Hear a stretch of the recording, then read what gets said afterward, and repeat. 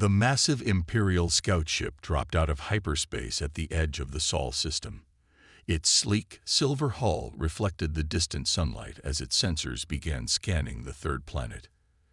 Inside the vessel, Captain White of the Imperial Scout Force watched the blue planet with mild interest. "Another primitive world," he said, looking at the scan results. "They've only reached their moon and have a small base on Mars. Mark it for standard conquest protocol." But something made him pause. The orbital defense networks around Earth were unlike anything he'd seen before. Most developing civilizations had basic satellites and perhaps a few weapon platforms. Earth's orbital space was different. It was organized, planned, and heavily armed. In the UN Space Command Center beneath the Rocky Mountains, alerts flashed across every screen. Admiral James Miller rushed into the command center, his coffee cup still in hand. "Report," he ordered. "Sir, Imperial vessel detected at system edge. Class matches known scout ships. They're scanning us," Lieutenant Baker said, her fingers flying over the controls. Miller nodded slowly. They had known this day would come. Earth's deep space sensors had tracked the Empire's expansion for years. Every species they encountered faced the same choice: submit or be conquered. But humanity had spent those years preparing. Send the encrypted alert to all bases. Wake up the sleeper cells. But maintain normal civilian communications. Let them think we're just another primitive species, Miller ordered. In orbit, the Imperial scout ship continued its survey. Captain White frowned at the readings. "These energy signatures, they're masking something. And their satellite network is too organized for their supposed technology level." "Sir," his sensor officer called out, "we're detecting artificial structures on their moon and Mars. But they're cold, like they're powered down." Before White could respond, a transmission cut through their communications. The Empire's universal translators processed the message.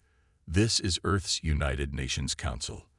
We acknowledge your presence and request peaceful diplomatic contact." White smiled. It was always the same, primitive species trying to negotiate. He sent the standard response. "Your world has been marked for Imperial integration. Submit to Imperial rule within 30 of your planetary days, or face conquest. Resistance is historically futile." In the Mountain Command Center, Miller watched the message play out exactly as their intelligence had predicted. "Send our acceptance of their diplomatic meeting," he ordered, "and contact Thomas Reed. Tell him it's time." Across Earth, hidden preparations began. In underground bases, soldiers checked their weapons. In secret hangars, ships powered up their systems. In homes and offices, millions of civilians calmly began their practiced evacuation procedures. Earth had spent decades preparing for this moment. The Imperial scout ship observed increased activity on Earth, but dismissed it as panic. Captain White sent his report to the Imperial Command. "Pre-FTL civilization. Basic space presence. Recommend standard conquest protocol." But deep in the report, hidden in the data streams, were readings that should have worried them. Power signatures that made no sense. Military installations too well planned for a primitive species. And most importantly, a complete lack of fear in Earth's responses. 3 days later, the Imperial diplomatic vessel arrived. As they approached Earth orbit, they noticed something odd. The planet's military satellites had disappeared. The orbital defense platforms were gone. Even the primitive space stations had vanished. "They're hiding," the Imperial ambassador laughed. "Like all primitive species do." But Admiral Miller, watching from his command center, smiled. The Empire was following the exact pattern their intelligence had predicted.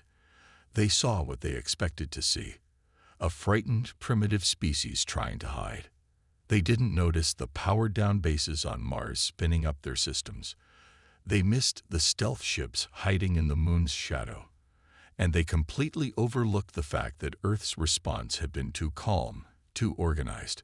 "Send the final message to all commands," Miller ordered. "Operation Haunting begins in 3 days. As the Imperial ships settled into orbit, they received Earth's official response to their demand for submission. It was a simple video file, showing humanity's history of warfare.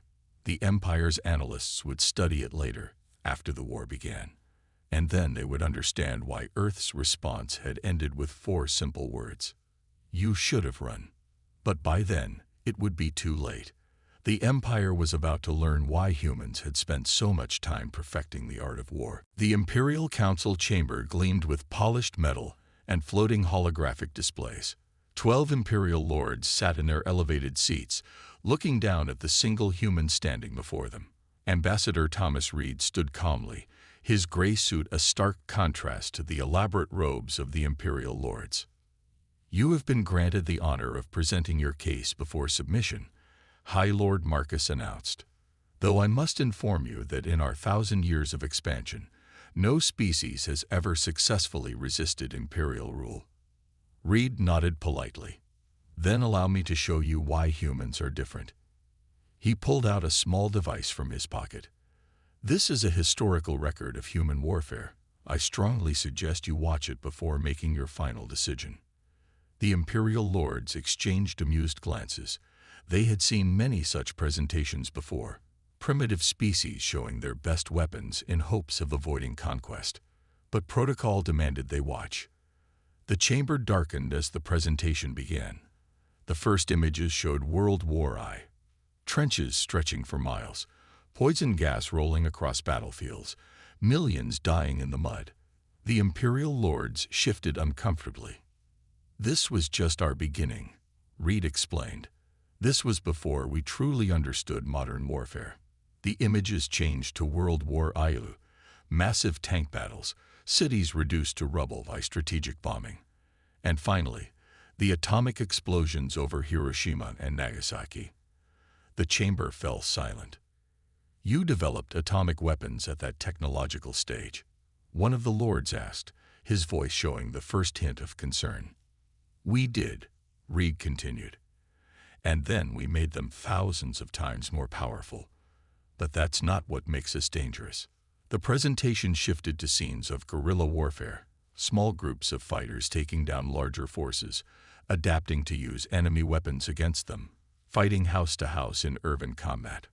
We've spent most of our history fighting ourselves, Reed explained. We've mastered warfare in every environment.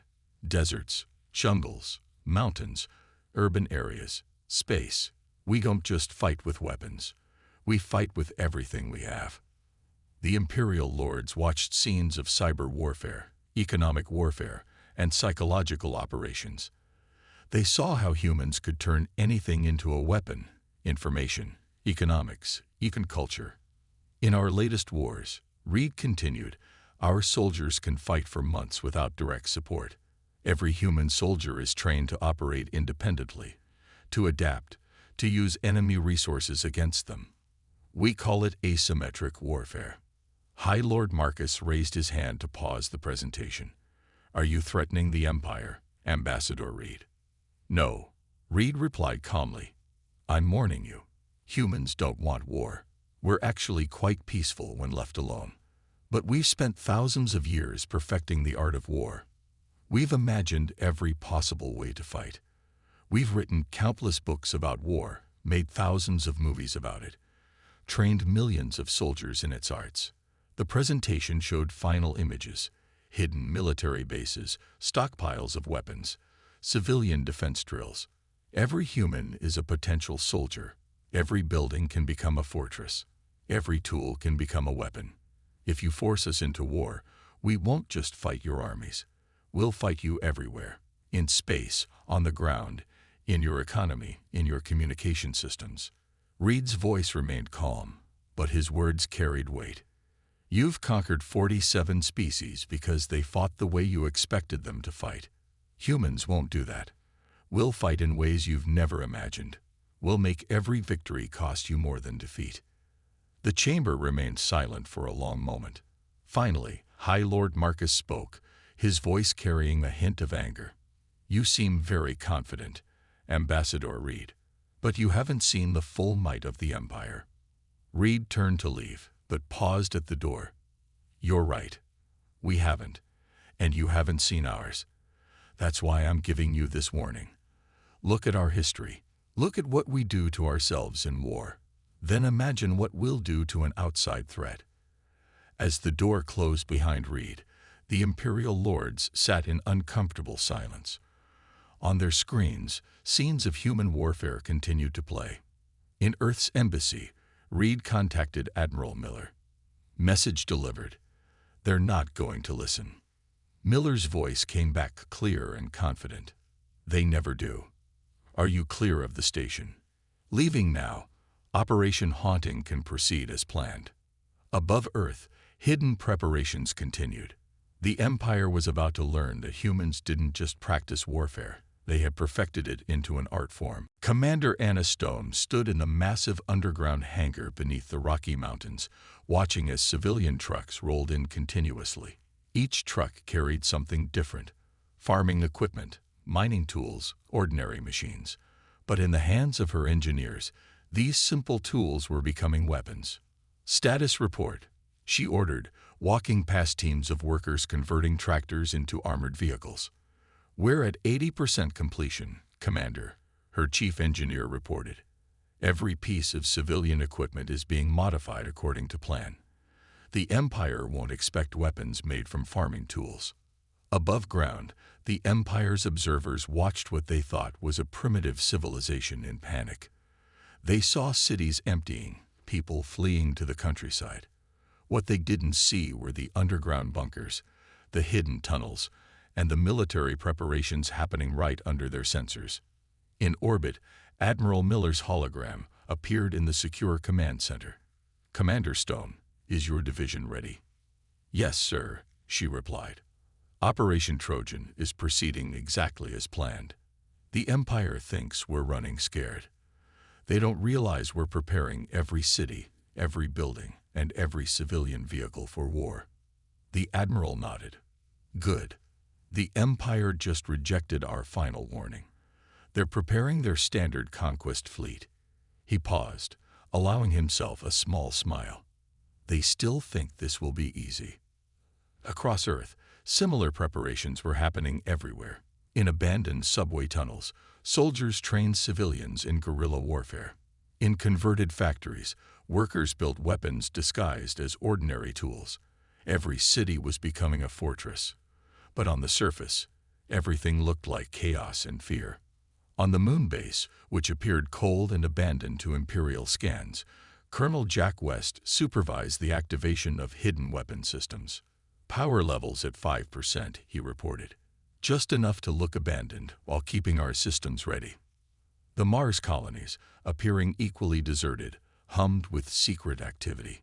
Underground hangars held thousands of small, heavily armed ships, designed to look like primitive spacecraft, but carrying weapons that could tear through Imperial shields. Commander Stone walked through her underground base, checking on different sections. In one area, engineers were modifying regular communication devices into military-grade encryption tools. In another, they were turning ordinary drones into weapon platforms. The Empire expects us to fight like every other species they conquered, she told her troops during a briefing. They expect us to mass our forces, to defend our cities openly, to fight according to their rules. We won't do any of that. She pointed to a map showing hidden bases across Earth. Every retreat is a trap. Every abandoned city is a fortress. Every civilian vehicle is a potential weapon. This isn't just our military fighting. This is every human being ready to defend their home. In orbit, the Imperial ships detected none of this. Their scans showed exactly what humans wanted them to see: a primitive species running scared, abandoning their cities, trying desperately to hide. Send the final warning to all commands, Admiral Miller ordered. Operation Ghost Protocol begins in 24 hours. Every military unit knows their role. Every civilian knows their part. Commander Stone received the message and turned to her troops. Remember your training. Remember what we're fighting for. The Empire thinks they're hunting us, but we're the ones who have spent our entire history learning to be predators. In cities across Earth, Final preparations were made. Ordinary buildings concealed weapon emplacements. Parks hid anti-aircraft batteries. Subway tunnels became ammunition depots. Every human knew their role in the coming war. The Empire has never lost a war, Stone told her officers. But they've never fought humans before. They don't understand what that means. She looked at the latest intelligence reports. The Imperial conquest fleet would arrive in less than a day, expecting an easy victory over a primitive species. Let them come, she said quietly. Let them think we're weak. Let them think we're running scared. And then we'll show them why every human knows how to fight. In orbit, Admiral Miller watched the Imperial fleet gathering. Everything was ready. Earth appeared abandoned, defenseless, exactly as planned. The Empire was about to learn that humans didn't just prepare for war. They turned everything into a weapon, including fear itself. The trap was set. The hunters were about to become the hunted. The Imperial conquest fleet emerged from hyperspace in perfect formation. 500 warships, arranged in the Empire's standard attack pattern, the same formation that had conquered 47 other species. Admiral Lord Rex stood on his command bridge, looking down at the seemingly defenseless Earth. Primitive defenses have been abandoned, his sensor officer reported. Their orbital platforms are powered down. Ground scans show most cities are empty. Rex smiled. Just like all the others, they run and hide when real power arrives. Begin standard conquest pattern. The first wave of Imperial ships moved forward, ready to disable Earth's remaining satellites and establish orbital supremacy. They didn't expect any resistance. After all, their scans showed no active weapons. In his underground command center, Admiral Miller watched the Imperial fleet's approach. They're following the exact pattern intelligence predicted, he said calmly. Begin Operation Ghost. On the dark side of the moon, Colonel West pressed a single button. Suddenly, hundreds of hidden missile silos opened in the lunar surface. The Empire's sensors registered the threat too late. Incoming fire, the Imperial sensor officer screamed. But these weren't ordinary missiles. Each one split into thousands of smaller projectiles, creating a web of destruction that the Imperial ships couldn't evade. Impossible, Rex shouted as 20 ships exploded simultaneously. Their technology isn't advanced enough for this. But the lunar attack was just the beginning. The seemingly abandoned orbital platforms suddenly powered up, revealing advanced weapon systems hidden beneath primitive-looking shells. They opened fire from multiple angles, tearing through the Imperial fleet's perfect formation. "Sir," the sensor officer called out, "the Mars colonies. They're launching ships." From the red planet's surface, thousands of small craft emerged from hidden hangars.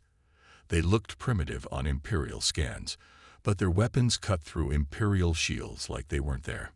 "Break formation," Rex ordered. "Fall back and regroup." But as the Imperial ships tried to retreat, they discovered another human trap. Hidden mines, disguised as space debris, detonated around them. Each explosion released clouds of tiny robots that attached to Imperial ships, disrupting their systems. On Earth, Commander Stone watched the space battle from her command center. "Begin ground phase," she ordered. As Imperial ships entered Earth's atmosphere, expecting to find abandoned cities, they instead flew into carefully prepared kill zones. Anti-aircraft fire erupted from buildings that had appeared empty. Every window, every rooftop, every seemingly abandoned car became a weapon platform.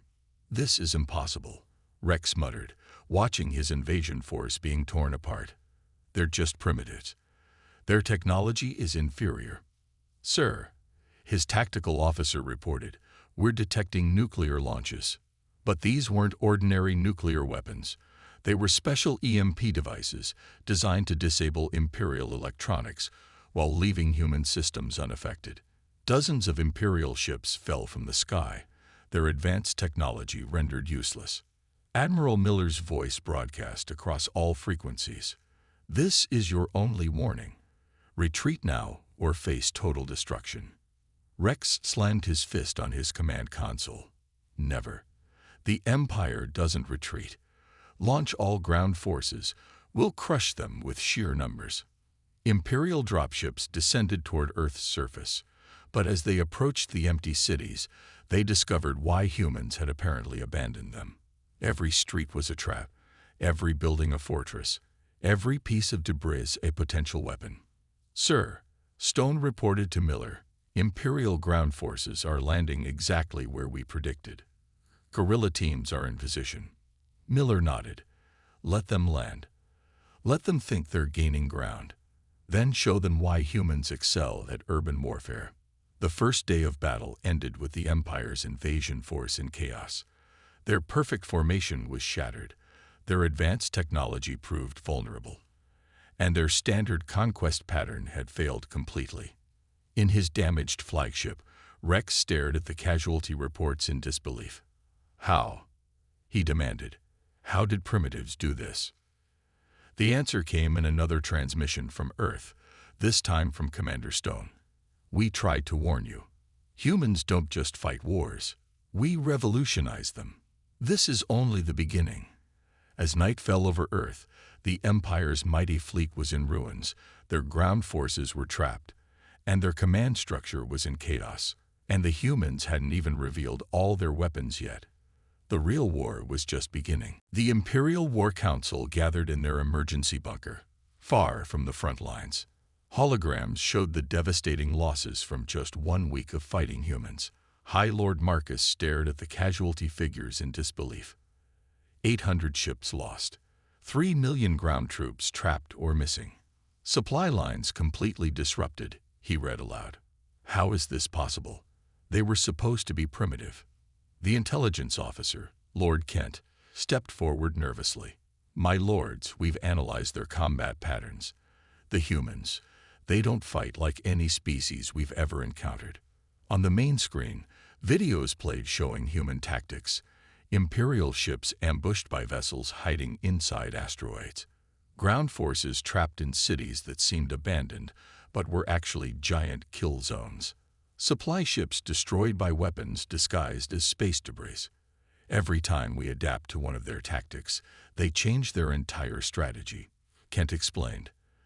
They don't just fight with weapons, they fight with deception. Every retreat is a trap. Every surrender is an ambush. In Earth orbit, Admiral Rex watched another supply fleet burn. His own flagship was barely operational, hiding behind the moon with the remaining Imperial forces. His communication officer turned to him with a pale face. "Sir, we've lost contact with invasion groups 7 through 12, the officer reported. "The humans, they're not just defeating our forces. They're studying our technology, copying it, and using it against us." On Earth's surface, Commander Stone led a group of guerrilla fighters through the ruins of what the Empire thought was an abandoned city. They watched as an Imperial patrol walked into their trap. "Now," she whispered into her radio. The entire street transformed. Civilians emerged from hidden bunkers. Ordinary cars became weapon platforms. Every window suddenly held a sniper. The Imperial patrol was eliminated in seconds. Back in the Imperial bunker, Lord Kent continued his report. "The humans have a concept they call total war. Every citizen is a potential soldier. Every building is a potential fortress. Every piece of technology can become a weapon. Surely they have a weakness," High Lord Marcus shouted. "Every species has a breaking point." "That's another problem, my lord," Kent replied quietly. "In all our history of conquest, we've never encountered a species that actually gets stronger when we push them harder. The humans, they adapt. They learn. They get better at fighting us every day." The screen showed more footage. Imperial troops finding their advanced communications jammed by modified human civilian devices. Elite Imperial warriors being defeated by human guerrilla tactics. Mighty Imperial warships being torn apart by swarms of tiny human vessels. "Their warning," Kent continued. "We thought it was just primitive bravado. But they were telling the truth. They've spent their entire history fighting themselves, perfecting the art of war in ways we never imagined. In his command center, Admiral Miller received the latest intelligence reports. The Empire was pulling back, consolidating their forces, trying to understand what was happening. "They still don't get it," he told Commander Stone over a secure channel. "They think if they study our tactics, they can counter them. They don't understand that we're already developing new ones." Stone nodded. The captured Imperial soldiers are all saying the same thing. They were trained to fight conventional wars against conventional enemies. They don't know how to handle an entire species that thinks like guerrilla fighters. Back in the Imperial bunker, the final casualty reports came in. In just 1 week of fighting, the Empire had lost more ships and soldiers than in their last 10 conquests combined. "We have to change our strategy," Lord Kent urged. "The humans don't just fight with weapons and soldiers. They fight with their minds. Every human seems capable of developing new ways to kill our forces." High Lord Marcus stared at the battle footage playing on endless repeat. He watched as primitive human weapons tore through Imperial defenses, as human soldiers appeared from nowhere to strike and vanish again, as human ships used tactics that defied Imperial military doctrine. "They warned us," he whispered. "They actually warned us, and we didn't listen." On his screen, another Imperial fleet went dark, ambushed by human forces that seemed to appear from nowhere and everywhere at once. The Empire was beginning to understand. They hadn't started a conquest. They had awakened a species that had mastered the art of war in ways the Empire had never imagined possible. The Imperial Grand Fleet appeared at the edge of the solar system. 10,000 warships, the largest invasion force in Imperial history, gathered for one final push to crush Earth. Grand Admiral Thane stood on his command bridge, watching his fleet assemble. "This will end today," he declared. "No primitive species can withstand the Empire's full might." In the hidden command center on Earth, Admiral Miller watched the massive fleets approach. "They've committed their reserve forces," he said to his staff, "just as we planned." "Commander Stone, is Phase Omega ready?" "Yes, sir," Stone's hologram replied. "Our sleeper agents are in position throughout Imperial space. They're waiting for your signal." The Empire had never imagined that during the months of fighting, humans had been infiltrating their territory.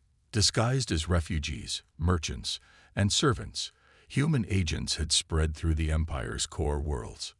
"Begin Phase Omega," Miller ordered. Across Imperial space, everything changed at once. On 50 different Imperial worlds, power stations suddenly exploded. Communication networks crashed. Transportation systems failed. Hidden human agents, trained in sabotage and guerrilla warfare, struck at the heart of the Empire. On his flagship, Grand Admiral Thane received desperate messages from his homeworlds. "My lord, we're under attack everywhere. The humans, they're already behind our lines." "Impossible," Thane shouted. "Focus on Earth. Once we crush their homeworld, these attacks will stop." The Grand Fleet moved forward, deploying in an attack formation that covered the entire solar system. But the humans had prepared for this too. From hidden bases in the asteroid belt, thousands of small human ships emerged. From beneath the surfaces of Jupiter's moons, massive rail guns revealed themselves. The entire solar system had become a carefully prepared killing ground. "Launch all fighters," Thane commanded. "Begin planetary bombardment. We'll destroy their entire world if we have to." But as Imperial ships entered Earth's orbit, they faced a new weapon. Hidden quantum transmitters activated, creating artificial wormholes throughout the battle space. Imperial ships found themselves teleported into each other's paths, their careful formation shattered into chaos. "How?" Thane demanded. Their technology was supposed to be primitive. On Earth, Miller smiled grimly. "Launch our experimental fleet." From underwater bases across Earth's oceans, a new type of human ship rose into space. They looked like crude vessels, but they carried weapons reverse-engineered from captured Imperial technology, combined with humanity's own innovations in warfare. "This is impossible," Imperial officers shouted as their advanced shields failed against human weapons. They turned our own technology against us. But the real surprise came from deeper in Imperial space. The conquered species, inspired by humanity's resistance, began their own uprisings. They had watched and learned from human tactics, and now they turned these lessons against their Imperial masters. "My lord," Thane's communications officer reported, "we're receiving reports of rebellions on all conquered worlds. They're using human tactics, guerrilla warfare, sabotage, hit and run attacks." Commander Stone's voice broadcast across all frequencies. "We warned you about humans. We don't just fight wars. We teach others how to resist. Every species you conquered is learning from us now." The Imperial Grand Fleet found itself caught in an impossible position. Before them, the entire solar system had become a weapon aimed at their destruction. Behind them, their empire was erupting in carefully coordinated revolts. "Status report," Thane demanded.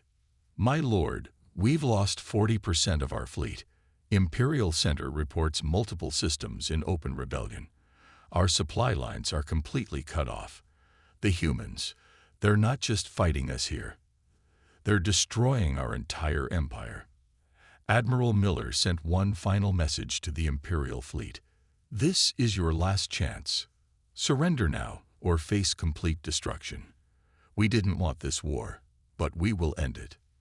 In his command center, Thane watched his mighty empire crumbling. The humans hadn't just prepared to defend their world, they had prepared to break the entire Imperial system.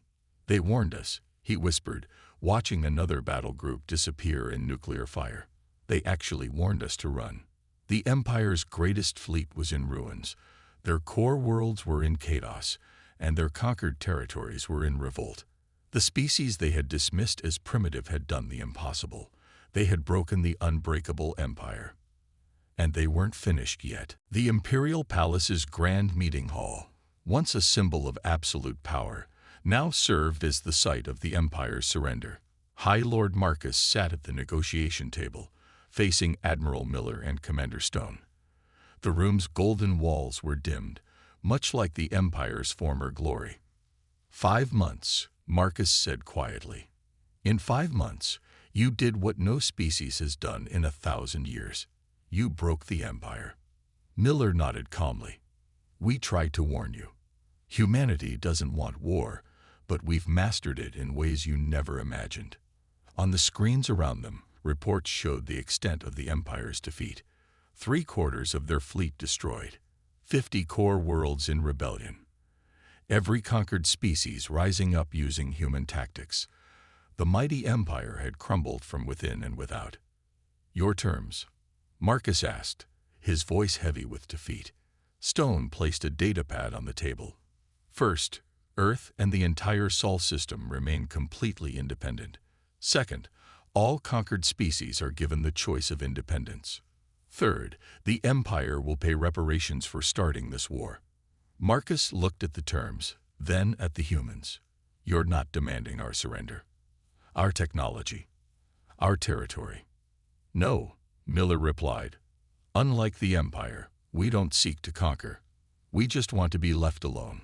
But," he paused, looking directly at Marcus, "if you ever threaten Earth again, what you've seen is only a fraction of what we can do."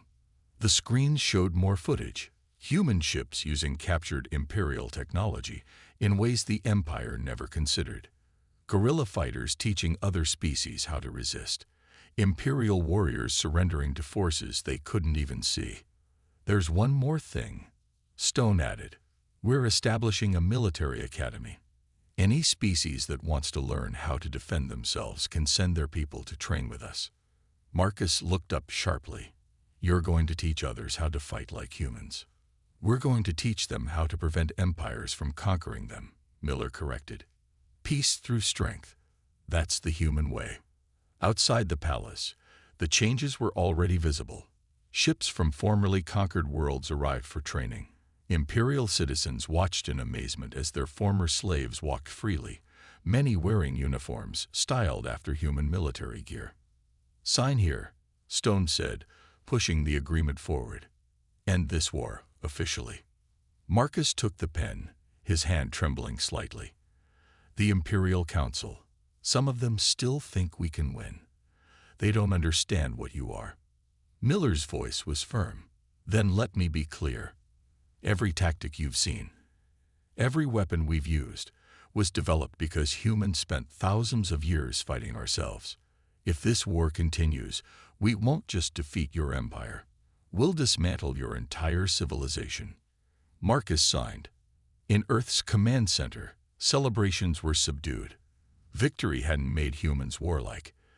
It had just proved why they were so good at war. Send the final report to all commands, Miller ordered. Operation Ghost is complete. All sleeper cells can stand down. All guerrilla units can return to base. Around the solar system, human forces emerged from hiding places the Empire never discovered. Bases inside asteroids, underwater facilities, underground bunkers. Humanity's preparations had been more extensive than the Empire ever imagined. 1 month later, the first class of the International Defense Academy began on Earth. Species from across the galaxy sent their best to learn from humanity. In the training grounds, Commander Stone watched former Imperial subjects learning human tactics. "Do you think they understand yet?" she asked Miller, who stood beside her. "They're beginning to," he replied. "We didn't just defeat the Empire. We showed the galaxy a new way to fight, and a new way to prevent war." In the Imperial Palace, now renamed the Galactic Council Chamber, Marcus watched recordings of the war's key battles. Each one showed the same thing. Humans using innovation, adaptation, and sheer determination to overcome superior technology. The final recording was Earth's first warning. "We don't want war, but we've mastered it. Run." "They told us," he whispered. "They actually told us exactly what they would do." On Earth, life returned to normal. The weapons were stored away, the bunkers were sealed, and humans went back to their peaceful lives. But the galaxy had learned its lesson. Never mistake humanity's love for peace as an inability to wage war. They had warned the Empire to run. The Empire should have listened.